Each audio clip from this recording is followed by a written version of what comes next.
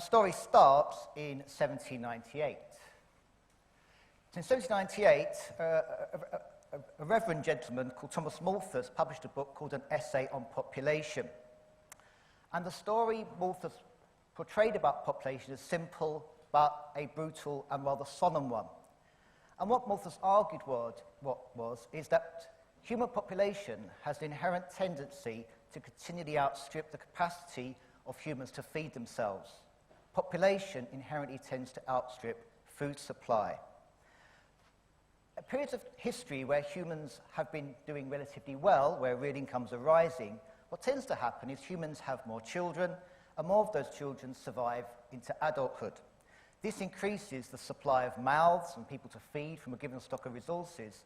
This puts downward pressure on the amount of resources and food supply per person, and the result eventually is some kind of demographic crisis in which population is brought back down again, either by a famine or maybe a pestilence or disease. And human history had been characterized by this recurring pattern of population growth followed by catastrophic population decline throughout its entire history. And that was Malthus's essential argument, and it was a rather depressing one because it seemed to suggest that humans were trapped in a perpetual cycle of poverty. No sooner did people get better off than it all ended in tears when population growth increased, living standards declined, and population fell back down again, a recurring cyclical Malthusian trap. And when Malthus wrote his book, it was a brilliant insight, and it was, of course, completely true. This next slide shows you the history of human population, and what you'll notice is that human beings are a particularly unsuccessful species. Until in the year 1800, which is about when Malthus' book appeared, there was only 1 billion persons in the entire world. Vast tracts of the world were uninhabited at all. You could spend days walking and not meet another human being, because essentially Malthus was right. Across history, when population grew, it outstripped the capacity of humans to sustain that, and population then stopped growing again. So Malthus, as you can see, had got a fundamental insight. Unfortunately, it can be the fate of some authors, is to have a brilliant insight at exactly the wrong moment in human history. If you look at that graph, you might spot that Malthus's book came out, if I told you, at the end of the 1700s. You might spot something rather odd happening then, which is that population started to rise. Now, of course, that's predicted. Population rises, then what? It starts to fall again. The graph says absolutely not. Malthus's book appeared at exactly the one moment in the entire history of humanity when it ceased to be true. Population started to increase, and it kept on increasing. And there's two vital things that come together to characterize this absolute turning point in the human story, and those are what I'm going to call today the Industrial Revolution. Well, the first thing that happens, of course, is that population started to rise. This process began in Europe. In the case of England, population in 1750 was 5.9 million. By 1841, it was 15 million. England's population started to rise, but so also did Europe's population, which went from 127 million in 1700 to 500 million by 1913. And of course, the global population, which was 1 billion in 1800, stands today at 8 billion. So there began an unprecedented period of population growth. Now, Malthus would then predict, of course, that living standards would decline. The opposite happened, which is that essentially that living standards, far from declining, actually rose throughout the 1800s. And we entered, in fact, an age of unparalleled prosperity per person.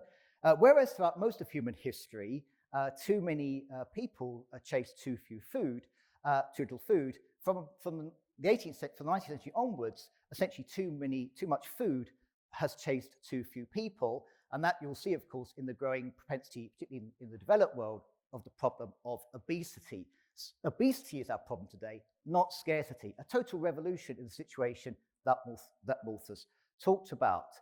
And so the question is, what has happened? How is it that human beings went from one state of affairs to a radically different? Well, the essential point, of course, is that the Industrial Revolution period represented a transformation in the productive power of human beings.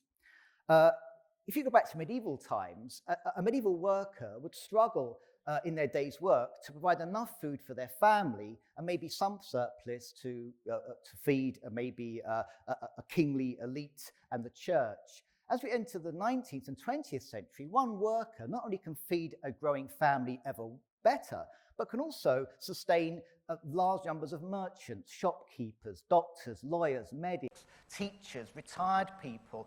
The one worker's capacity to produce has increased so much that one worker can now feed many more workers than ever before. And that is the essence of the Industrial Revolution in terms of breaking humans free of the constraint and bonds of scarcity that Malthus highlighted. Now, this remarkable transformation occurred, of course, in Great Britain, and it began during the late 18th century, and it really involved two essentially interconnected processes. The first we call the agricultural revolution, and in some ways this was the most important because we've said that what continually held population within an iron constraint was the incapacity to grow food supply. Well, during the 18th century, England's food supply began to increase quite sustainedly. During the whole 1700s, it grew on average 0.5% per annum. And then going into the period after 1800 to 1850, it grew at 1.2% per annum. Now, these figures won't sound particularly impressive to you. 0.5, 1.2, who cares? What is crucial, of course, is this growth in food supply just about kept pace with the growth in population. That was the crucial thing. That was the Malthusian trap. If the food supply had not increased in iron population, there would have been famine. And of course, you may know that happened in Ireland. In Ireland in the 1840s, there was a terrible famine. Over 1 million people died because food supply did not keep pace with population. In Britain, England and Wales and Scotland, it did. There was no famine. Population could grow and the food supply grew to keep pace with it. That's the first important development. The second development was a rising productivity of labour. During this period, each worker in British agriculture was making an extra productivity of about 0.% per annum. Now, again, what this means is that for the first time in human history, most people in England didn't have to be farmers. In most societies, farming is quite unproductive, and most people have to do it. In England, from the late 1700s, as farming became more productive, fewer and fewer relatively as a share of the labour force had to be involved in agriculture. That means you can free up people to do things like go down coal mines, go into cotton factories, go into engineering workshops, drive steam trains. And this again dramatically enhances labour productivity. So Britain began to shed its rural labour force. So I'll give you a statistic. In 1801, 36% of British workers were involved in farming. By 1851, this was down to 22%. And if you go for a walk today in the countryside, you'll struggle to find a single agricultural labourer all day because the productivity is now so high, relatively few work there.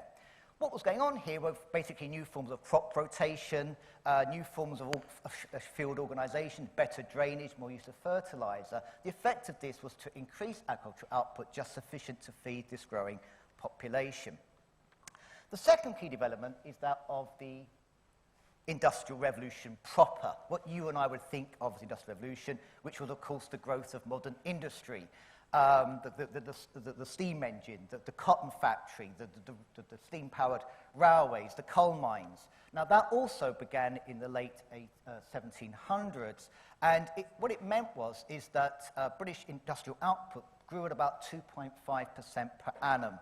And for some industries, it grew significantly faster. Iron grew at 3% per annum, and the cotton industry, which is the absolute pioneer industrial sector, grew at 7% per annum. And this again meant that British industry began to expand, workers became much more productive, and essentially the economy drove forward into what we call modern economic growth. That's the nature of the turning point I'm talking about. The question is, why? Why now, in the late 1700s, did this thing called the Industrial Revolution begin at all, and why did it begin in England and not anywhere else in the world? Now, this question has puzzled historians very considerably, and there's no clear and generally agreed answer. But I want to focus on two things today that really are important. Now, often if you try to say why was the Industrial Revolution, you talk about Britain being bountifully supplied with things like rivers, water power, coal, iron ore, and these are all assets. But it was, in fact, two elements of scarcity that are the key to the British Industrial Revolution. And the first scarcity is wood. Now, in medieval times, if you wanted power to heat your home or carry out some industrial process, you were going to a forest and you'd chop down a tree and you bring back logs and you cut them up and you burn them. Wood is an easy and cheaply available fuel source. Unfortunately, in Britain, we began to run out of wood. We had deforested our landscape. There was not enough trees. Wood was in short supply. Now, when something's in short supply, its price rises. From 1600 to 1800 in England, the price of wood in real terms trebled. So wood became relatively expensive. So what do? We look for another fuel source. Now, Britain is blessed in one thing. It's built out of coal. And it turned out there was coal in England that could be used for fuel and power.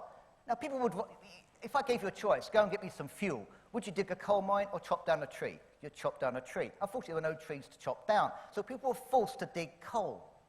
Now, that was a scarcity. There was that quote, necessity is the mother of invention. The English were forced to start digging coal, but digging coal was the best thing that ever happened to them, because coal is a far superior fuel source. It's 3 times as efficient in generating power than is wood.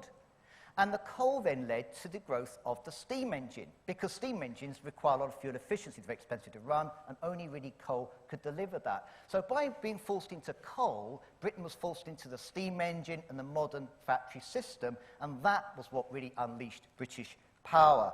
And if I take the case of during the 19th century, in 1830, 160,000 horsepower was being generated by steam engines. By 1870, it was 2 million horsepower generated by steam engines in Britain.